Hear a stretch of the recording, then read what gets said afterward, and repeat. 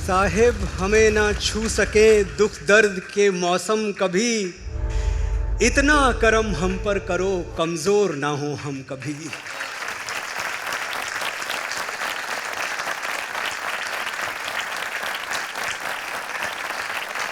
तुमने ये दुनिया बनाई तुम ही पालनहार हो, कुछ यहाँ पर हो ना हो सबके दिलों में प्यार हो। मुस्कराएं सब किसी की आंख ना हो नम कभी, इतना करम हम पर करो कमजोर ना हो हम कभी। वैसे ये मेरा आधा परिचय है, अगर मैं पूरा परिचय दूं, आधा परिचय आपने देख लिया कि मैं मनोज मुंतशिर हूं। अगर मैं पूरा परिचय दूं तो कुछ यूं दूंगा कि मैं शंकर का वो क्रोधानल, कर सकता जगती छार छार, डमरू की वो प्रलय ध्वनि हूं जिसमें नचता भीषण संहार।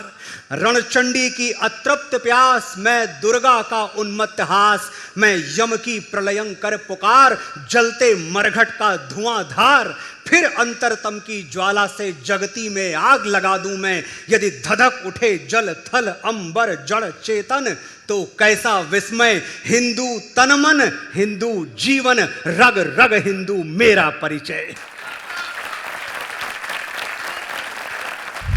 भारतवर्ष में कभी बाबर के होने का प्रमाण नहीं माना गया, कभी नहीं मांगा गया। किसी ने आपसे कभी नहीं कहा कि बाबर थे या नहीं थे, लेकिन राम थे या नहीं थे, यह प्रश्न हमसे पूछा गया है। इस दुर्भाग्य की घड़ी से हम और आप गुजरे हैं। आपत्तियां कैसी कैसी हैं? आपत्तियां ऐसी हैं कि बड़े शौक से कोई हमारे महादेव के लिंग को फव्वारा बोलता रहे, उस पर कोई अदालत आपत्ति नहीं करती। लेकिन हम अगर हुजूर के बारे में अलिफ से बे कुछ बोल गए तो सर तन से जुदा। कि किस दौर में हम जी रहे हैं? खैर, डरने की जरूरत नहीं है। मस्जिद है या शिवाला, ये सच बता ही देंगे, पूछेगी जब अदालत पत्थर गवाही देंगे।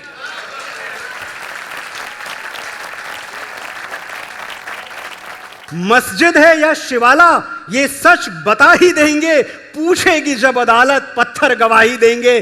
कब्रों से खींच कर हम लाएंगे सच तुम्हारे, आएंगे कटघरे में औरंगजेब सारे, सारा हिसाब एक दिन जिल्ले इलाही देंगे, पूछेगी जब अदालत पत्थर गवाही देंगे।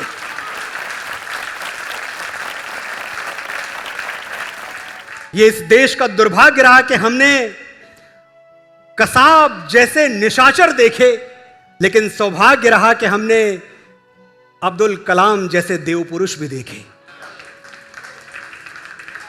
जब पूरी दुनिया कहती थी कि राम थे या नहीं थे, इस पे शक है, उन्होंने तारामंडल सॉफ्टवेयर पे ये गिनती करके, गणना करके साइंटिफिकली प्रूव कर दिया कि राम थे, बिल्कुल थे, उसी कालखंड में थे जिस कालखंड में महर्षि वाल्मीकि ने रामायण में लिखा है, उसी कालखंड में राम हुआ करते थे।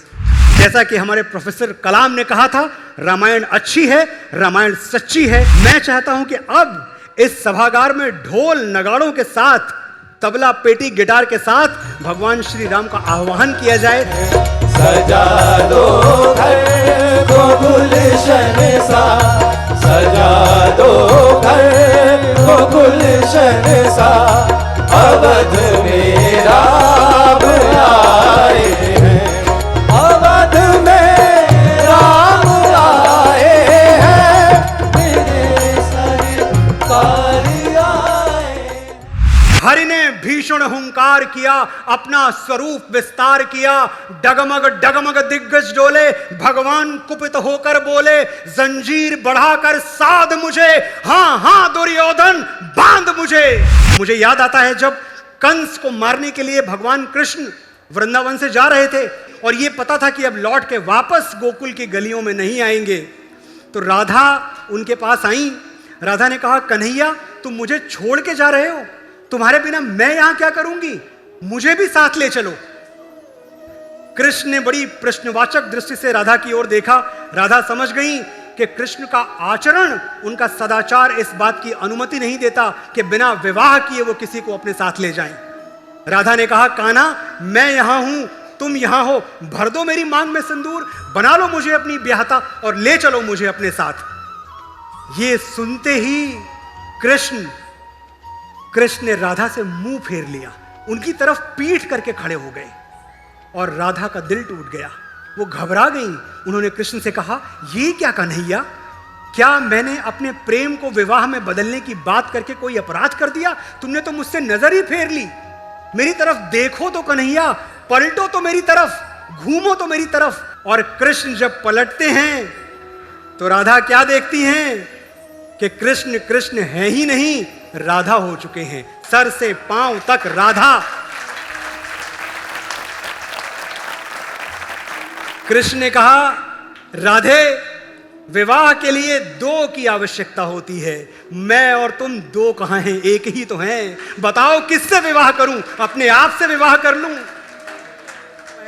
मैं चाहता हूं कि जो हमारा ये साधो बैंड है, एक बार हमें गोकुल की उन गलियों में वापस लेके जाए, उस वेदना की ओर लेके जाए जब वो गलियां अपने कन्हैया के इंतजार में सूनी पड़ी हुई थी। साधो। कोई न जाए कुंज कलिन में, तुझ बिन कलियां चुनने को, तुझ बिन कलियां चुनने को, तुझ बिन कलियां चुनने को। तरस रहे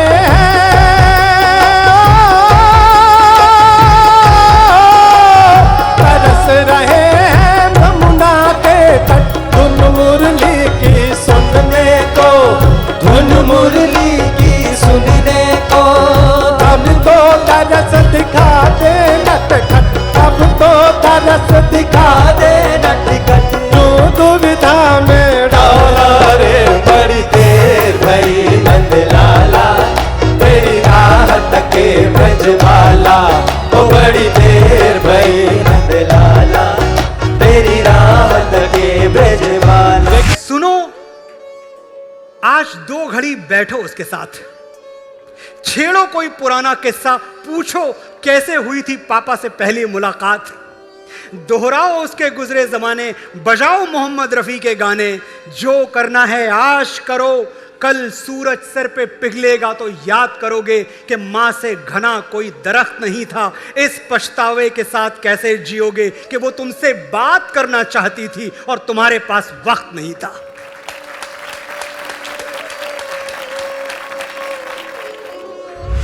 इस देश में जब पिता की बात होती है तो साहित्य चुप है, सिनेमा खामोश है, कोई पिता की बात ही नहीं करता।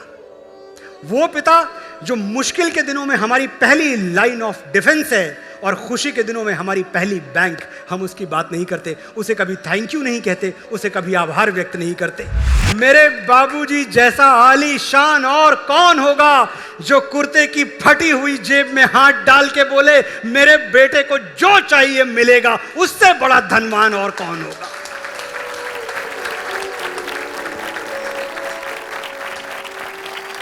और जब तक ये दुनिया का सबसे धनवान व्यक्ति मेरे साथ है, मुझे किसी का खौफ नहीं, मैं डरता नहीं। किसी आफत, किसी बला, किसी मुश्किल से नहीं डरता।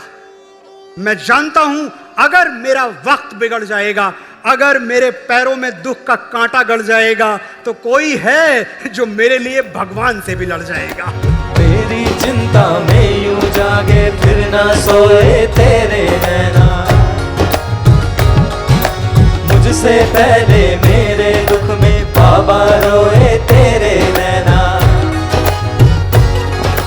गाऊं क्या तेरा गुणगान बाबा, तू मेरी मुस्कान। गाऊं क्या तेरा गुणगान बाबा, तू मेरी मुस्कान। तेरे चरणों में ही रहना जब तक तेरे तन में ना। ओ मेरे बाबा, मेरे बाबा, मेरे बाबा, मेरे बाबा, मेरे बाबा, मेरे बाबा, मेरे बाबा, मेरे बाबा।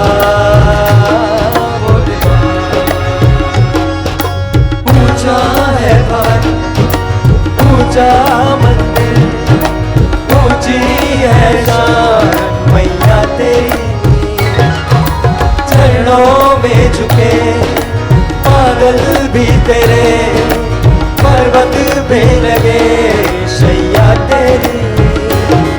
है काल रात है कल्याणी, तेरा जोड़ धरा पर कोई नहीं। मेरी माँ के बराबर कोई नहीं, मेरी माँ के बराबर कोई नहीं। मेरी ममता से जो गहरा हो ऐसा तो सागर कोई नहीं, मेरी माँ से बराबर कोई नहीं, मेरी माँ से बराबर कोई नहीं। जब जीरो दिया मेरे भारत ने दुनिया को तब गिनती आई, तारों की भाषा भारत ने पूरी दुनिया को सिखलाई।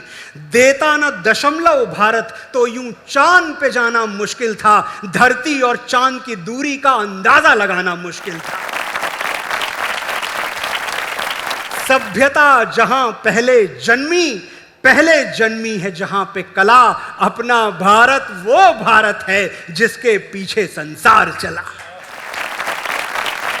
पूरी दुनिया में सिर्फ हम भारतवासी हैं जो देश को भी मां कहते हैं।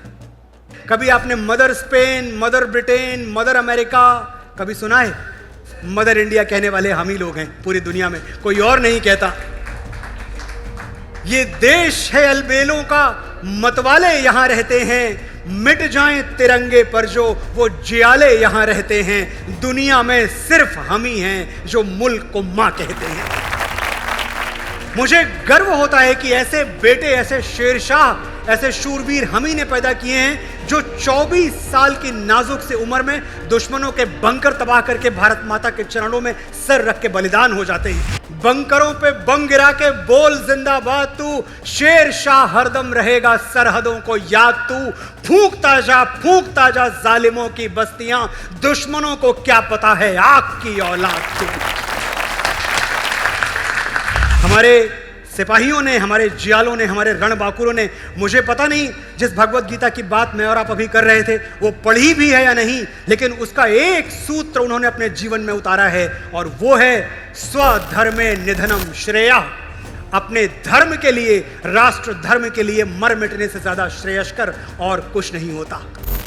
ये वो देश है जहां ताबूत में एक बेटे का शव आता है तो मां वो ताबूत खोलने से पहले दूसरे बेटे का सामान बांधना शुरू कर देती है, क्योंकि दूसरा बेटा सरहद पे भेजना है।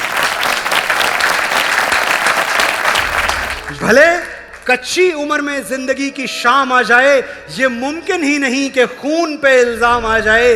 हमारे गांव में बहनें उसे राखी ना बांधेंगी, पलट के जंग से भाई अगर नाकाम आ जाए। और जब मुझे कच्ची उम्र के बलिदान की बात मेरे सामने होती है तो मुझे वो जियाला, भारत माँ का वो बेटा, पगड़ी वाला वो सरदार याद आता है जिसकी तस्वीर भारतवर्ष में किसी नोट पर नहीं छपी, लेकिन एक एक दिल में भगत सिंह की तस्वीर है, एक एक दिल में भगत सिंह के प्रतीक चिन्ह है। सरदार भगत सिंह की बात होती है, इतने बड़े क्रांतिकारी, तो आपको लगता होगा कि बड़े फौलादी जिगरे वाले रहे होंगे, लेकिन उनके दोस्त बताते हैं जो सरदार भगत सिंह के साथ रहे, खेले कूदे पले बढ़े, वो कहते हैं कि सरदार भगत सिंह इतने रोमांटिक और इतने जज्बाती थे कि कभी दर्द भरे प्यार भरे नगमे सुन लेते तो रोने लगते थे। गली के मोड़ पे लड़कों के एक जमघट में ये किसने दर्द भरी लय में माहिया गाया, मुझे किसी से मोहब्बत नहीं मगर ए दोस्त ये क्या हुआ कि दिले बेकरार भर आया। भगत सिंह ने मौत से सगाई कर ली और जाते जाते अपनी माँ को बस इतनी तसल्ली दे गए कि तू ना रो माँ, कि तू है भगत सिंह की माँ, मर के भी लाल तेरा मरेगा नहीं, घोड़ी चढ़ के तो लाते हैं दुल्हन सभी, हंस के हर कोई फांसी चढ़ेगा नहीं। भारत माता की। सरदार भगत सिंह, दशमेश गुरु का वो बेटा, उसने अपनी चिट्ठी में लिखा, मैं कंपनी सरकार से ये गुजारिश करता हूं कि मुझे फांसी ना दी जाए, क्योंकि फांसी अपराधियों को दी जाती है और मैं क्रांतिकारी हूं, मुझे भरे चौराहे पर गोली से उड़ा दिया जाए। ये युद्ध का विधान है कि गोली से मरने में एक सिपाही की, एक योद्धा की शान है, मुझे गोली मार दी जाए। कि तेरी हैवानियत की है तो बस औकात इतनी है, बहाकर बेगुनाहों का लहू इतराना आता है, गुरूरे बेखबर ये बात तुझको कौन समझाए, वो सर झुक ही नहीं सकता जिसे कट जाना आता है। उन्होंने फांसी का फंदा ऐसी दीवानगी से चूमा जैसे मेहंदी से सजे हुए अपनी दुल्हन के हाथ चूम रहे हों। ए दुल्हन, मैं राख बन सतलज नदी में बह गया, पूछ मत तेरी जुदाई दिल पे कैसे शह गया। है शहादत की खुशी पर जाते जाते दुख भी है। हाय आजादी तेरा घूंघट उठाना रह गया। ओ भाई मेरी क्या